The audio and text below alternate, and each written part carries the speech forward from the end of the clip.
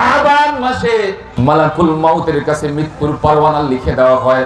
এই মাস জুড়ে কার মৃত্যু কখন হবে আর কতদিন তার হায়াত আছে, গোটা মাসের মৃত্যু পরোয়ানা আল্লাহ তাআলা মালাকুল মউতের হাতে লিখে তুলে দেয়। এজন্য আমি চাই যে আমার মৃত্যুর পরোয়ানাটা এমন সময় লেখা হোক যেই সময় আমি রোজাদার থাকি।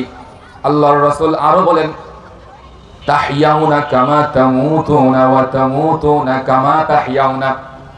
মানুষের মৃত্যু সেইভাবে হবে যেইভাবে সে জিন্দেগি অতিবাহিত করবে। আর ময়দানে মাহশরে কাল কিয়ামতের ময়দানে মানুষকে উঠানো হবে ওইভাবে যেইভাবে সে মৃত্যুবরণ করবে। বুঝছি তো আমরা? তাহইয়াউনা কামা তামুতুনা ওয়া তামুতুনা কামা তাহইয়াউনা। নওজোয়ান যুবক, যেইভাবে জিন্দেগি কাটাইতেছো ওইভাবেই মৃত্যু হবে। হারাম নাজায়েজ কাজে, অশ্লীল বেহায়াপনা কাজে জিন্দেগিটা শেষ করছো, জেনে রাখবা মৃত্যুটা সেইভাবেই হবে। হারামখোর অবস্থায়, বেনামাজি অবস্থায়, সুদখোর অবস্থায়, বেবিচার অবস্থায়, জেনাখোর অবস্থায় মৃত্যু হবে। যে যেইভাবে জিন্দেগি কাটাইতেছো, তাহইয়াউনা কামা তামুতুনা ওয়া তামুতুনা কামা তাহইয়াউনা। রাসূল বলে, আয়েশা, মৃত্যু তো সেইভাবেই হবে যেইভাবে জিন্দেগি অতিবাহিত করা হইতেছে। কিয়ামতের ময়দানে তো উঠানো হবে ওইভাবেই যেইভাবে তার মৃত্যু হয়েছিল। এজন্য আমি চাই যে আমার মৃত্যুর পরোয়ানাটা এমন সময় লেখা হোক যেই সময় আমি রোজাদার অবস্থায় আমার মৃত্যুটা হোক। হ্যাঁ, আমার মৃত্যু যদি গুনাহগার অবস্থায় হয়, আমার মৃত্যু যদি বেনামাজি অবস্থায় হয়, আমার মৃত্যু যদি বেবিচার আর জেনাখোর অবস্থায় হয়, আমার তো কিয়ামতের ময়দানে উঠানো হবে এইভাবে উঠানো হবে। ময়দানে মাহশরে কাল কিয়ামতের ময়দানে আদালতের কাঠগড়ায় কাহার মালিকের সামনে দাঁড়ায়া জেনাখোর অবস্থায় জবাব দিতে হবে। জেনাখোর অবস্থায় উঠানো হবে তাকে। মুহতারাম আছে। এজন্য রাসূল বলে, শাবান মাসে আসমানের মালিক আল্লাহ কার কখন মৃত্যু হবে মৃত্যুর পরোয়ানা মালাকুল মউতের হাতে তুলে দেয়।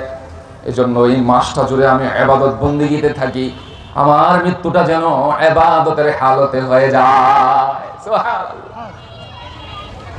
মুহতারাম হাজিরিন, একদিন মজুর সব সময় ফিকির থাকতো, চিন্তা থাকতো যে আমার মৃত্যুটা না জানি কোন হালতে হয়ে যায়।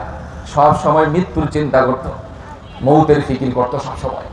তাই যখন ঘর থেকে বের হইতো দিন মজুর, বলেন কে? দিন মজুর, সবজিওয়ালা, আলুওয়ালা, পটলওয়ালা, ঘর থেকে যখন বের হইতো ওযু করে ফরজ নামাজ পড়ে মালিকের বিধানগুলো পরিপূর্ণভাবে আদায় করে হালাল ইনকামের জন্য বের হয়ে যেত। সর্বদা সর্বক্ষণ ওযুর হালতে থাকতো। আর কাঁধে একটা জায়নামাজের মতো একটা গামছা কাঁধে সব সময় রাখতো। রাখে না আমাদের বুজুর্গরা গামছা? জায়নামাজ বেশি একটা গামছা কাঁধের উপরে রাখতো। কখন নামাজের সময় হয়ে যায়, তখন কখন মসজিদ থেকে আওয়াজ আসে, আল্লাহু আকবার, আল্লাহু আকবার। আমি বড়, তোর ব্যবসা ছোট, আমি বড়, তোর চাকরি ছোট, আমি বড়, তোর স্ত্রী সন্তানের মোহাব্বত ছোট, তুচ্ছ নগণ্য, আমি মালিকের মোহাব্বত বড়। আয় আয় আয় আমার কুদরতি পায়ে এসে সেজদায় লুটে পড়। আল্লাহু আকবার বলে মালিক ডাকে, 5 বার ডাক দেয় কি দেয় না? দেয় কি না বলে? দিল বড় মোহাব্বত ছিল মালিকের, মৌতটা কখন হবে রে? আর মালিকের রহমতের দরওয়াজা, মৌতের দরওয়াজা দিয়া মালিকের কাছে সাক্ষাৎটা কখন করব? সব সময় এই ফিকির, এই চিন্তা ছিল। এজন্য সব সময় কাঁধের ভিতরে একটা জায়নামাজ বেশি একটা গামছা কাঁধের উপরে লাগায় রাখতো। ওযুর সাথে বের হইতো, কখন জানি মালাকুল মউত চলে আসে। কারণ মালাকুল মউত যখন আসবে 1 সেকেন্ড সময় সুযোগ দিবে না। নোটিশ দিয়ে বইলা কইয়া কোনদিন মালাকুল মউত আসবে না। ফাইদা জাআ আজালুহুম লা ইস্তাখিরুনা সাআতান ওয়া লা ইস্তাকদিমুন।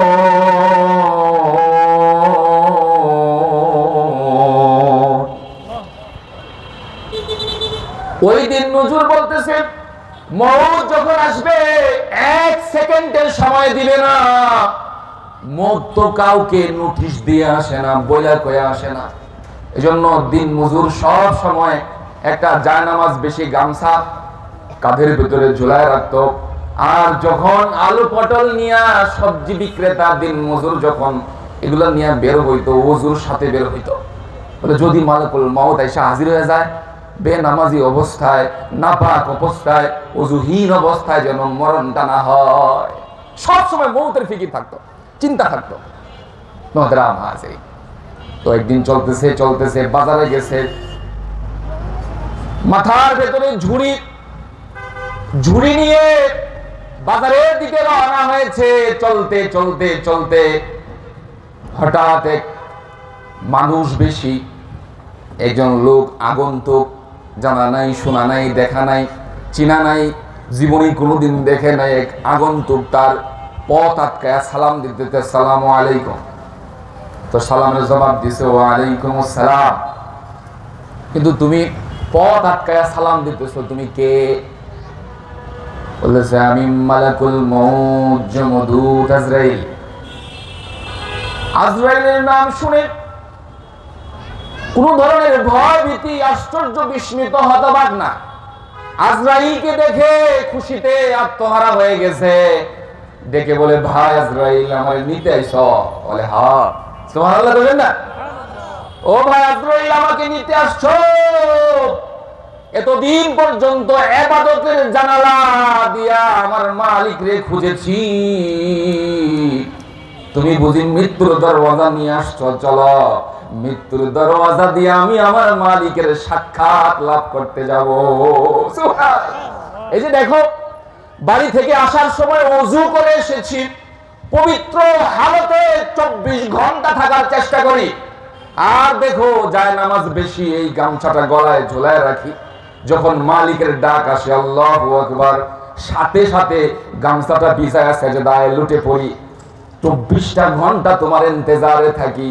হায় হায় তুমি এসেছো, চলো চলো মৃত্যুর দরওয়াজা দিয়া রবের সাক্ষাৎ করব। সুবহানাল্লাহ। মউত ফাইদা জাআ আজালুহুম লা ইস্তাখিরুনা সাআতান ওয়া লা ইস্তাকদিমুন। মৃত্যু যখন আসবে 1 সেকেন্ড আগ পিছ করবে না। এজন্য মৃত্যুর প্রস্তুতি গ্রহণ করা। নেককারের মৃত্যুটা কত সুন্দর, দেখছেন না? তো এখন মালাকুল মউত জমদূত আজরাইল বলে চলো চলো। কিরকম? তোমার জানটা কবজ হবে আটার বস্তা থেকে চুল বের করলে যেমন কেউ বুঝতে পারে না, এত সহজে চলে আসে, তোমার জানটাও এইভাবেই আমি নিয়ে আনিব। বলেন সুবহানাল্লাহ, সুবহানাল্লাহ, আল্লাহু আকবার। নেককারের মৃত্যুটা সুন্দর হয়, আর যে বদকার তার মৃত্যুটা কতটা ভয়ঙ্কর হয়। বলে আপনি সাইয়েদনা ইদ্রিস আলাইহিস সালামের নাম শুনছেন? সাইয়েদনা ইদ্রিস, বলে তার মৃত্যুটা ছিল শখের মৃত্যু। বলেন কিসের মৃত্যু? শখের মৃত্যু। তো এই শখের মৃত্যুটা কতটা যন্ত্রণাদায়ক ছিল, এটা শুনলে আপনি বুঝতে পারবেন যে আমাদের মৃত্যুটা কতটা ভয়ঙ্কর হবে, আমাদের মৃত্যুটা কতটা বিষাক্ত, বিষধর হবে। হায়, মৃত্যু যন্ত্রণা বরদাস্ত করতে না পেরে অনেকে চোখ উল্টায় দেয়, জিহ্বা জবান বের করে দেয়, নারী বুড়ি পায়খানার রাস্তা দিয়ে বের হয়ে যায়। এই দৃশ্য গোসল দেনেওয়ালা ব্যক্তিরা ছাড়া আর কেউ দেখে না। এজন্য রাসূল বলে মৃত্যুর কথা বেশি বেশি স্মরণ করো। আকসিরু যিকরাহা মিন লাযযাতিল মাউত, বেশি বেশি করে মৌতের ফিকির করো, মৌতের চিন্তা করো। কেউ যদি সারাক্ষণ মৌতের চিন্তা করে, বলে সে কোনোদিন গুনাহ করতে পারে না, সে দুনিয়ার লোভী হইতে পারে না, 24টা ঘন্টা গুনাহের গোবরে নিমজ্জিত থাকতে পারে না, লালায়িত কুকুরের মতো দুনিয়ার পেছনে সে দৌড়াইতে পারবে না। যদি সে মৌতের চিন্তা করে, আমার হাকিকত, আমার আসল জায়গা হচ্ছে কবর, তাই না? দুনিয়ার জিন্দেগিটা আমাদের আসল জায়গা, স্থায়ী জায়গা, অস্থায়ী, একেবারে সামান্য, একেবারে অল্প, যার কোনো নিশ্চয়তা নাই। বসে আছেন, দাঁড়াইতে পারবেন না, দাঁড়ায় আছেন, বসতে পারবেন না, ঘর থেকে বের হয়েছেন আর গিয়া স্ত্রী সন্তানের চেহারা দেখতে পারবেন কিনা, এই নিশ্চয়তা আপনাকে কেউ দিতে পারবে না। পারবে? পারবে না। একেবারে অনিশ্চিত জিন্দেগি আমরা বছর করতেছি, কিন্তু দুনিয়ার ধোকায় পড়ে, মায়ায় পড়ে, দুনিয়ার চাকচিক্য সৌন্দর্য দেখা আসল ঠিকানা, চিরস্থায়ী ঠিকানা আখিরাত ভুলে যাইতেছে। ঠিক কিনা? ভুল বলছি? লালায়িত কুকুরের মতো দৌড়াইতেছি। আল্লাহর রাসূল বলে, আর দুনিয়া জিফাতুন ওয়া তালিবুহা কিলাব। দুনিয়াটা হচ্ছে মরা গরুর মতো, যারা এর পেছনে দৌড়ায় এরা কুকুরের মতো। বলেন কিসের মতো? আল্লাহর রাসূল তো আমাদেরকে বড় ভালোবাসছেন। এই কি বলেন, রাসূল আমাদেরকে কি ঘৃণা করছে? তাহলে কুকুর বলল কেন? হায়, রাসূল তো আমাদেরকে এতটা মুহাব্বত করে দুনিয়াবি জিন্দেগিতেও কান্না করছে, উম্মতি উম্মতি উম্মতি বলে কান্না করছে। হায় আমার উম্মতের কি হবে, হায় আমার উম্মতের কি হবে। এখন কবর জগতে গেছে, কবর জগতে বসে বসেও আল্লাহর রাসূল কান্না করে, উম্মতি হায় আমার উম্মতের কি হবে, উম্মতের কি হবে। তো এই রাসূল আমাদেরকে এত ভালোবাসে, কিন্তু কুকুর বলল কেন? দুনিয়াটা হচ্ছে মরা গরুর মতো, যারা এর পেছনে দৌড়ায় এরা কুকুরের মতো। এত আদরের উম্মতকে কুকুর কেন বলল? আরে মরা তো কাকেও খায়, খায় না? মরা কি খালি কুকুরে খায়নি? মরা কাকে খায় না? আওয়াজ করে বলেন, খায় কিনা? মরা কাকেও খায়, কিন্তু কাকের নাম কইল না কেন? বলে শোনো, কাকের সাথে দুনিয়াদারদের সামঞ্জস্যতা হয় না, সামঞ্জস্যতা হয় কুকুরের সাথে দুনিয়াদারের। যে দুনিয়ার পাগল, যে দুনিয়ার পেছনে লালায়িত কুকুরের মতো দৌড়ায়, তার সামঞ্জস্যতা রাসূল রাখছেন কুকুরের সাথে। বলে কাকের এই নীতি নৈতিকতা আছে। মরা দেখলে, কাক যখন কোনো মরা দেখে তখন আত্মীয় স্বজনরে ডাকে, কা কা কা করে, বন্ধু বান্ধব আত্মীয় স্বজন প্রতিবেশীরে ডাকে, চলো সবাই মিলে মরা খাবো। এটা নীতি না এটা? আর কুকুর ও যদি কোনো মরা দেখে, বলে এক দৌড়ে ঝাঁপায়া পড়ে, ওর সাথেও যদি ওর ভাইটা আসে ওরে কামড়ায়া ধরে, একা খাবো, পরে দিব না। একা খাইতে চায় কুকুর, কাউরে দিতে দেয় না, মায়ের করে, মায়ের কইরা ওরে জখম কইরা ওরে ভয় ভীতি দেখায়া দূরে ফালায় আসে। ও ভয়ে আসে না, দূর থেকে লোল ফালায়। ঠিক কিনা? একা খাবো, একা, এই অভ্যাসটা কুকুরের। বলে বুজুর্গ বলতেছে, দুনিয়াদারের সাথে এই কুকুরের মিল আছে কি নাই? দুনিয়াদার একা খাইতে চায়, একা খাইতে চায়, একা একা, কাউরে দিতে দেয় না। আমার এই এলাকায় আমি একা খাবো, চাঁদাবাজি টেন্ডারবাজি যাই করি আমি একা করব, কাউরে দিতে দিব না। ছদ্মবেশে ভালো মানুষ সাজে, হ্যাঁ, যে কোনো পলিসিতে সে একা খাবে বলেই সে সব অর্থ শ্রম ব্যয় করে। ঠিক কিনা? তাহলে সাথে নিয়ে খাইতে চায় দুনিয়াদার, চায় না, একা খাবো, একা। এজন্য রাসূল বলছে, আর দুনিয়া জিফাতুন ওয়া তালিবুহা কিলাব। দুনিয়াটা মরা গরুর মতো, যারা দুনিয়ার পেছনে দৌড়ায় এরা কুকুরের মতো। বলেন কিসের মতো? কাকের আরেকটা নীতি আছে।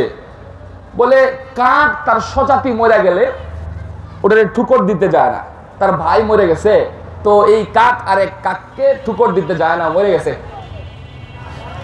আর কুকুর ওর আপন ভাইও যদি হয়, ওর স্বজাতীয় আরেকটা কুকুর মরে গেছে, ওরে শুকতে যায়, মানে জুইত মতো পাইলে চিবাইতে যায়। ঠিক না? ওর স্বজাতি মানে না, আপন ভাইও খাইতে যায়। বলে ঠিক তেমনি ভাবে দুনিয়াদার এই কুকুরের মতো, ও ওর ভাইয়ের হক নষ্ট করে খাইতে চায়, বোনের হক মাইরা খায়।